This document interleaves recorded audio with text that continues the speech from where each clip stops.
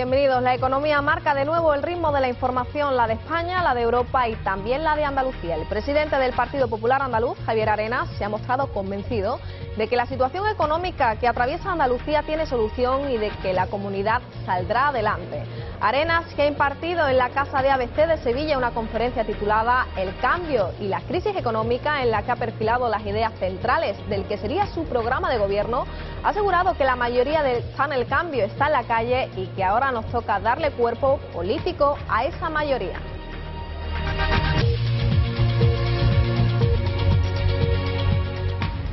Y tras las acusaciones que ha hecho Alfredo Pérez Rubalcaba sobre los recortes del Partido Popular, Esteban González Pons ha manifestado la sorpresa, la extrañeza y la decepción del Partido Popular ante la falta de rigor, la hipocresía y las mentiras del señor Rubalcaba.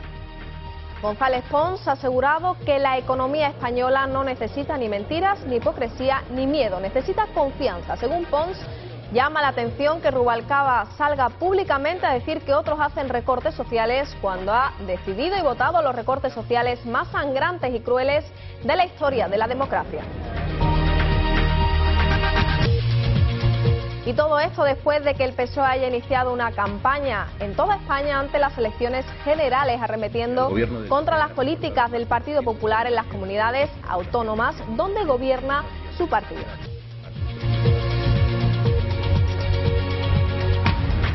Y conocemos ahora otras noticias de actualidad en titulares.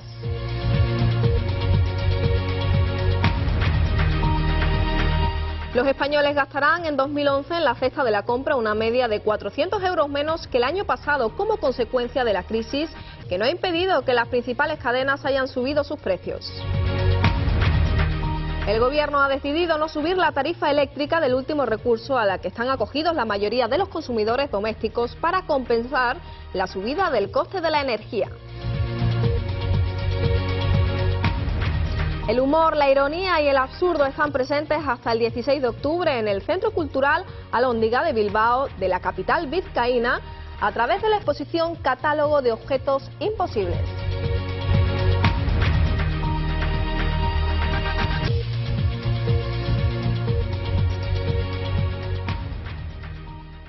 Y carrera ya hacia las elecciones con el marco de la economía y los recortes como telón de fondo. El candidato socialista a la Moncloa, Alfredo Pérez Rubalcaba, ha prometido que si alcanza la presidencia del Gobierno no congelarán ni las pensiones ni el sueldo de los funcionarios el año que viene, y ha pedido al líder del Partido Popular, Mariano Rajoy, que aclare sus planes al respecto. Por su parte, el presidente del Partido Popular ha pedido que él está en contra de la congelación de pensiones y ha recordado que votó en contra en el Congreso de la congelación planteada por Zapatero en uno de sus planes de ajuste. De este modo ha contestado al candidato socialista Alfredo Pérez Rubalcaba. Y tras las acusaciones que ha hecho Alfredo Pérez Rubalcaba sobre los recortes del Partido Popular, Esteban González Pons ha manifestado la sorpresa, la extrañeza y la decepción del Partido Popular ante la falta de rigor, la hipocresía y las mentiras del señor Rubalcaba. Así, González Pons ha asegurado que la economía española no necesita ni mentiras, ni hipocresía, ni miedo, necesita confianza. Según Pons, llama la atención que Rubalcaba salga públicamente a decir que otros hacen recortes sociales cuando ha decidido y votado los recortes sociales más sangrantes y crueles de la historia de la democracia. Nos llama la atención que salga públicamente a acusar de hacer recortes sociales a otros el que ha protagonizado, decidido y votado los recortes sociales más sangrantes, más crueles y más dolorosos de la historia de la democracia española. ¿Puede alguien acusar a otro de hacer recortes sociales? Sí, pero no aquel que por primera vez en la historia ha bajado las pensiones. Ese es Rubalcaba. Sí, puede acusar de recortes sociales, pero no aquel que ha bajado el sueldo de los funcionarios. Ese es Rubalcaba. Me da la sensación de que o el PSOE no sabe quién es Rubalcaba o Rubalcaba no sabe quién es el PSOE. Me da la sensación de que quiere engañar a los españoles presentándose como alguien nuevo, el mismo que ha sido el vicepresidente del Gobierno, que bajó las pensiones, bajó el sueldo de los funcionarios y provocó con su política que en España hubiera 5 millones de parados.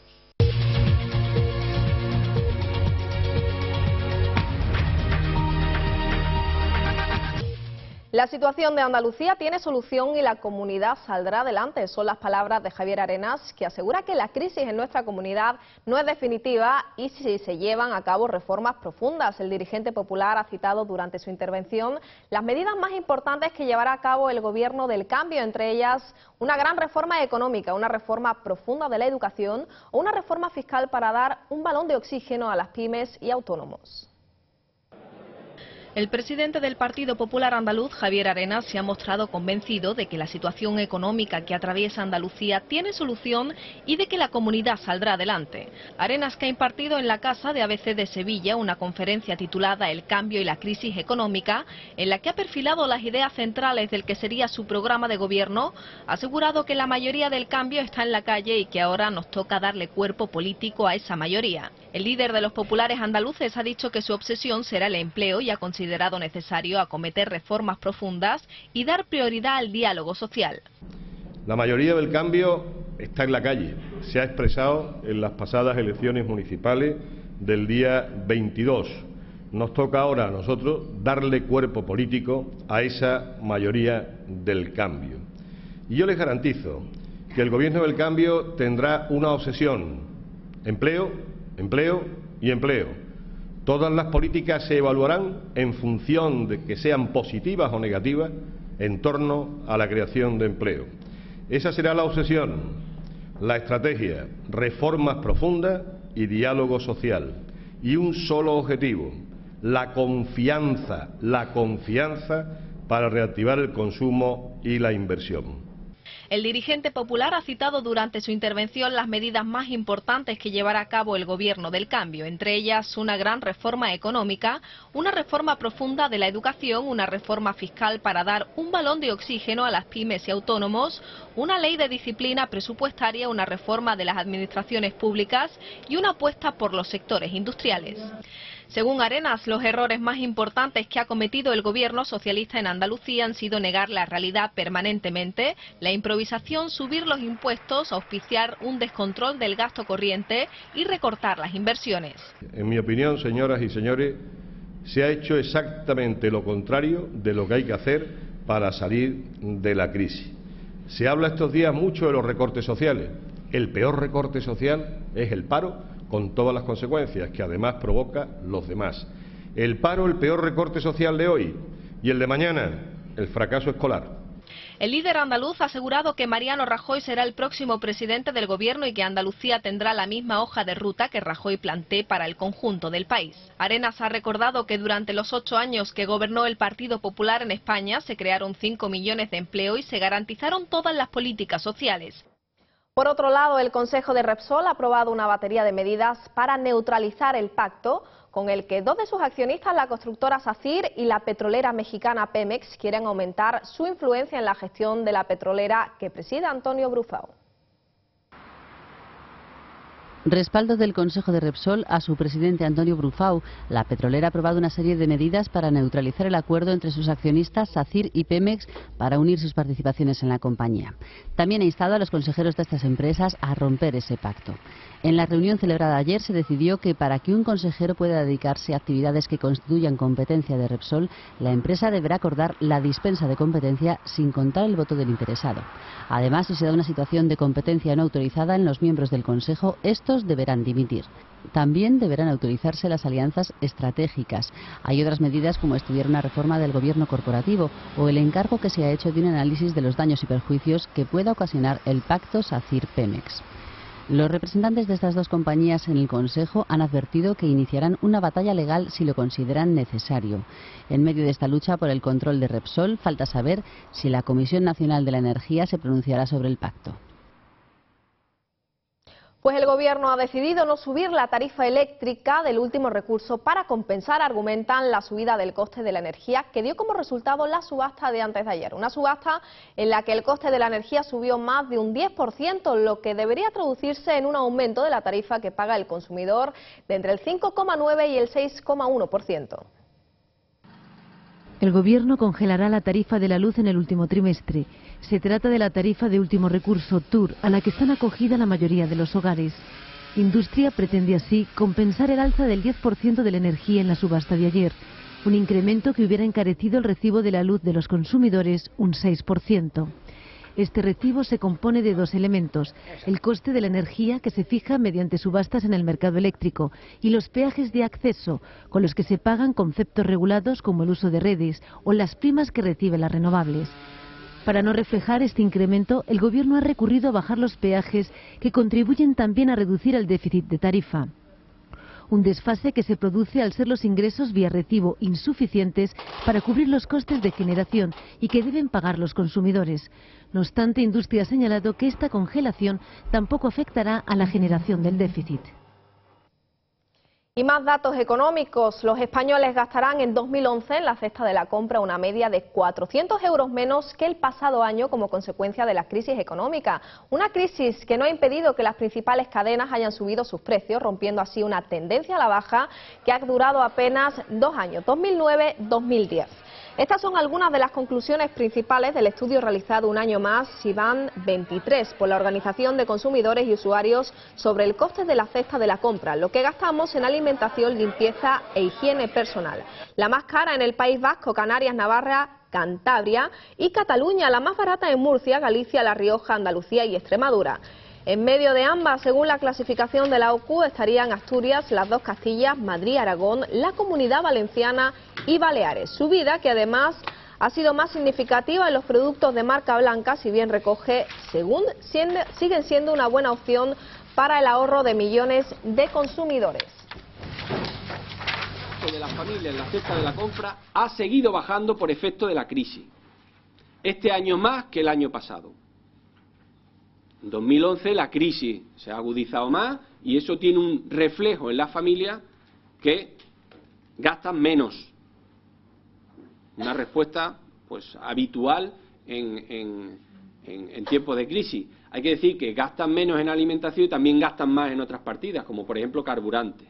El ahorro medio nacional en la cesta de la compra es de 1.046 €, lo que equivale a casi 2 meses de compra. O sea, si una familia elige bien su establecimiento, se podrá ahorrar hasta el gasto de 2 meses en la cesta de la compra.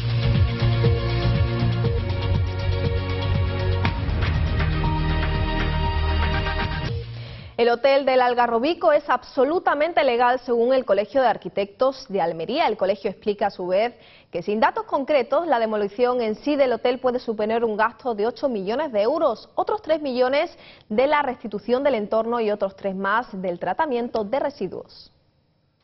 El Colegio de Arquitectos de Almería asegura que el Algarrobico es legal, por lo que pide la reapertura de este polémico hotel.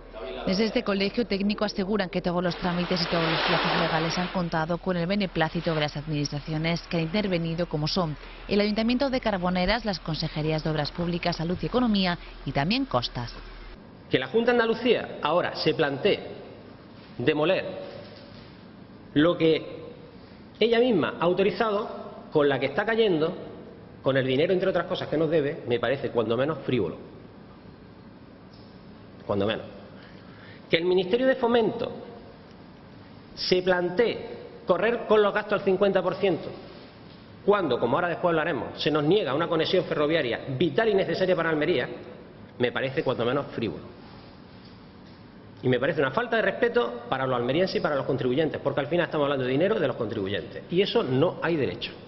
Por otro lado, el Colegio de Arquitectos ha anunciado que van a crear una plataforma reivindicativa a favor del corredor mediterráneo. Lo que está claro es que Almería se merece lo mejor y lamentablemente creo que el señor Chávez pues parece ser que no se acuerda mucho de su tierra, de luego de Almería poco se ha acordado, y me temo que el soterramiento pues va a ser que tal vez no sea posible por una cuestión económica. Por lo tanto tendremos que irnos planteando otra solución alternativa, porque de luego Almería necesita el AVE, Almería necesita la conexión ferroviaria, porque estamos hablando de sectores estratégicos, estamos hablando de nuestra agricultura, sector primario. El Colegio de Arquitectos pide a las administraciones que no permitan el aislamiento de la provincia ante la falta de infraestructuras como son el corredor o el soterramiento. Porque estamos hablando de 100 veces.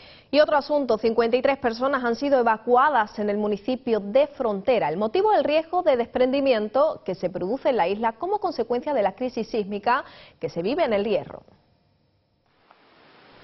La crisis sísmica en la isla del Hierro continúa aumentando. 53 personas han sido evacuadas esta pasada noche en el municipio de Frontera ante el riesgo de desprendimientos. El principal túnel de la isla, el que comunica este municipio con Valverde del Hierro, continúa cerrado al tráfico. Además, 500 alumnos se van a quedar este miércoles sin clase. Mientras tanto, el Gobierno de Canarias mantiene la alerta amarilla. Además, ha contactado con compañías aéreas y marítimas por si fuera necesario la evacuación de la población, que empieza a sentirse cada vez más preocupada. Ha cogido un poquito por sorpresa porque ya uno se había acostumbrado a la monotonía de que no eran sentidos y de repente pues un poco sobresalta, ¿no? El hecho de que empiecen a sentir, sobre todo la incertidumbre de si pueden ir en aumento. En la isla del Hierro viven unas 10.000 personas repartidas por los municipios de El Pinar, Frontera y Valverde. Desde el pasado mes de julio se han sentido más de 8.000 temblores en la isla, como anticipo de una posible erupción volcánica. Un hecho que no se produce en El Hierro desde el año 1793 y que los expertos creen cada vez más probable. Y otro fenómeno de la naturaleza más amable, por supuesto, la extraordinaria marea que se ha vuelto a registrar en el litoral gaditano en las últimas horas. Como ocurriese el pasado mes de marzo, la luna ha estado más cerca de la Tierra, permitiendo una bajamar que ha dejado ver el fondo marino. Un espectáculo que, aunque este año se ha repetido 2 veces, tarda en ocurrir décadas. Desde ayer el litoral gaditano ha vuelto a ofrecer la infrecuente escena de las rocas que apenas lucen descubiertas, una nueva marea astronómica de 113 grados de coeficiente, siendo la media entre 80 y 90, algo menor de los 117 que tuvo el mismo fenómeno durante el mes de marzo de 2010. Eran algo más de las 10 de esta mañana cuando se producía la bajamar. Todo un espectáculo visual el de ver al descubierto zonas como estas, habitualmente inundadas por el agua. Imágenes inéditas en la costa gaditana que descubren zonas de rocas o marisqueo que no suelen estar en contacto con el aire. Pero en esta ocasión, y al no coincidir en fin de semana, la gran bajamar no ha tenido tanta repercusión como la de hace unos meses. Tanto ayer como hoy con los niños en el colegio, el espectacular paisaje de la caleta solo ha sido contemplado por algunos curiosos. El Servicio de Mareografía y Previsión de Puertos del Estado señala que las mareas vivas o los coeficientes extremos son un fenómeno conocido y previsible, pero que despiertan interés porque no se producen todos los meses, aunque sí varias veces al año. Lo que sí es cierto es que con público o sin él, una vez más, la naturaleza ha vuelto a intervenir de forma excepcional para revelarnos su mayor esplendor en el litoral gaditano.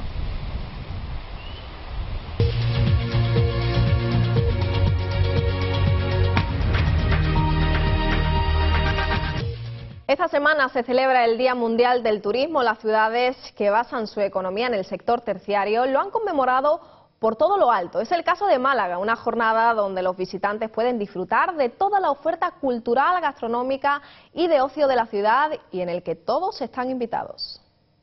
Jornadas de puertas abiertas, actividades, ciclos, pero sobre todo un día para disfrutar de la riqueza cultural de la ciudad.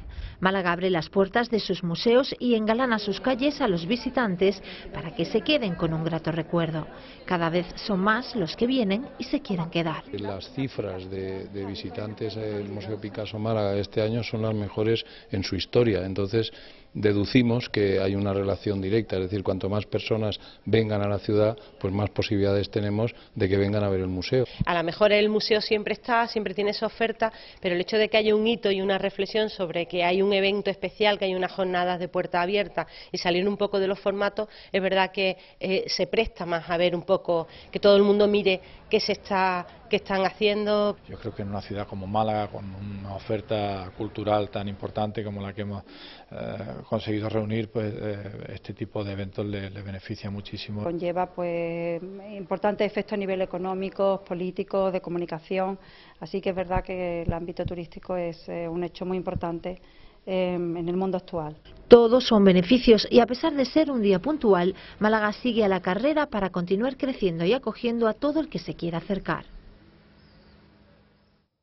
Y cambiamos de asunto y nos vamos hasta Santander, donde Marta, Javier o Juan, algunos de los alumnos de tercero de ESO, se han llevado, sin lugar a dudas, una grata sorpresa. Cuando formalizaron su matrícula este comienzo de curso en el Instituto de las Llamas de Santander, no se podían creer que podían elegir como asignatura optativa clases de surf. Hoy, junto al resto de sus compañeros, se han dedicado a coger olas en vez de apuntes. Estos son los alumnos de tercero de la ESO que cuando formalizaron su matrícula en un instituto de Santander no se creían que podían elegir como asignatura optativa clases de surf. Por eso hoy la expectación y la ilusión de los 17 alumnos matriculados en este programa era evidente. Y para empezar, lo primero, una breve lección teórica por lo que todos procuraban prestar atención a sus monitores. Después, los chavales enfundados en sus nuevos trajes de neopreno se trasladaron con las ansiadas tablas de surf hasta la cercana playa del Sardinero. Para los responsables del curso, las bondades de aprender a hacer surf son evidentes. En Salvamento y Socorrismo van a aprender relación interpersonal a nivel de altruismo, de ayudar al compañero, de conocerse uno mismo y de conocer las posibilidades que tienes dentro del agua y fuera del agua, tanto tú como tu compañero. Y es que, aunque las asignaturas como física o francés son muy importantes, los alumnos han coincidido en señalar que lo que más les gusta es el surf. Me puse muy contento porque no sabíamos qué íbamos a tener, fuimos a mirar las optativas y ponía en el papel de esta actividad y me gustó la idea, bastante. Desde luego, toda una iniciativa novedosa en España, aunque no en otros países de tradición surfera, como es el caso de Australia o Nueva Zelanda, donde el surf forma parte de los programas educativos.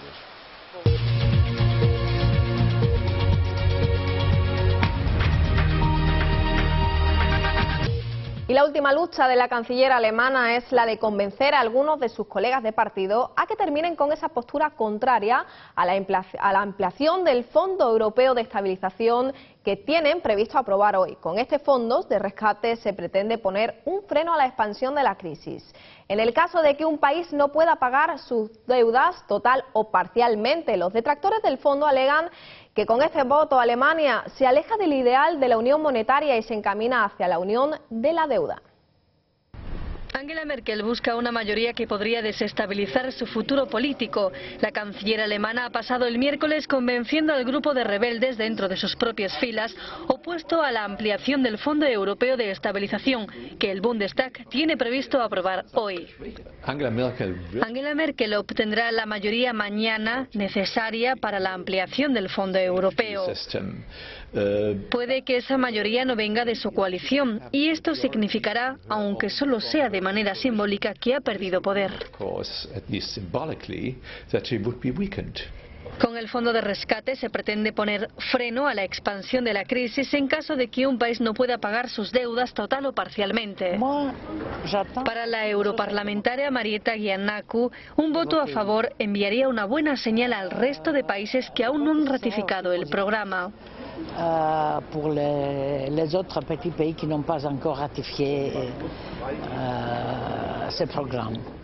Los detractores del fondo alegan que con este voto Alemania se aleja del ideal de la unión monetaria y se encamina hacia una unión de la deuda.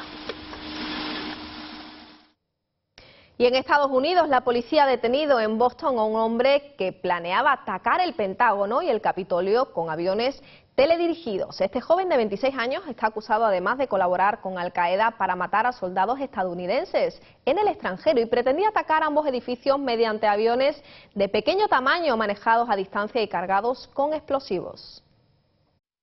La policía estadounidense ha detenido en Boston a un hombre que planeaba atacar el Pentágono y el Capitolio con aviones teledirigidos. Rezwan Ferdaus, de 26 años y nacionalidad estadounidense, estaba vigilado por el FBI desde 2010. Pensaba emplear aviones de pequeño tamaño manejados a distancia, cargados con explosivos. Además del improvisado ataque aéreo, también pretendía montar una operación por tierra con fusiles de asalto con otras 6 personas para rematar la misión tras el impacto de los aviones. Además está acusado de colaborar con Al-Qaeda para matar a soldados estadounidenses. Ferdaus pasó varios teléfonos móviles modificados para ser usados como detonadores a agentes federales que se hicieron pasar por terroristas. Y conocemos ahora el tiempo para las próximas horas.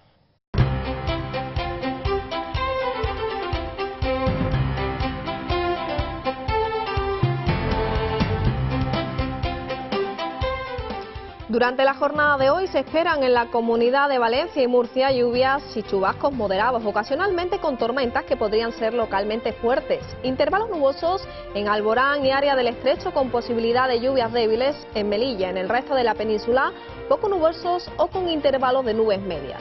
Temperaturas sin cambios. En Andalucía poco nuboso con intervalos nubosos de tipo bajo en el área del Estrecho, litoral mediterráneo, Melilla y extremo oriental de la comunidad, con posibilidad de precipitaciones débiles en Melilla y de chubascos ocasionalmente acompañados de tormenta en el extremo oriental, intervalos de nubes altas en el resto de la comunidad.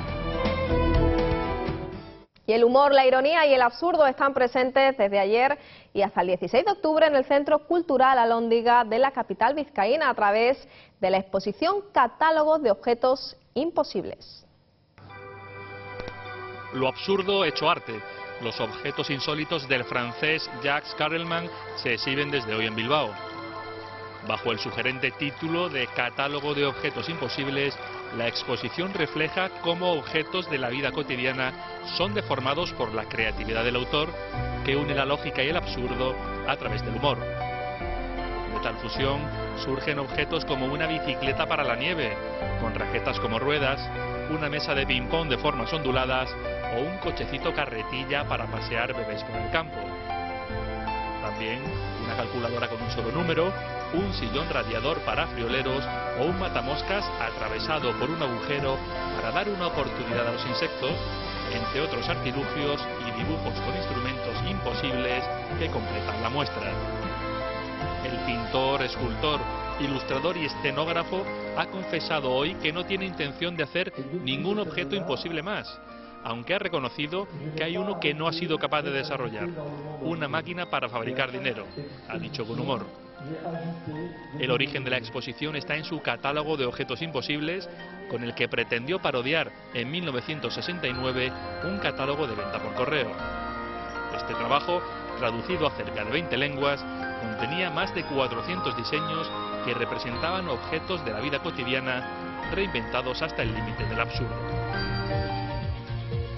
Y hasta aquí la información por el momento. Recuerden que podrán seguir informados en nuestras siguientes ediciones. Sean felices y disfruten del día.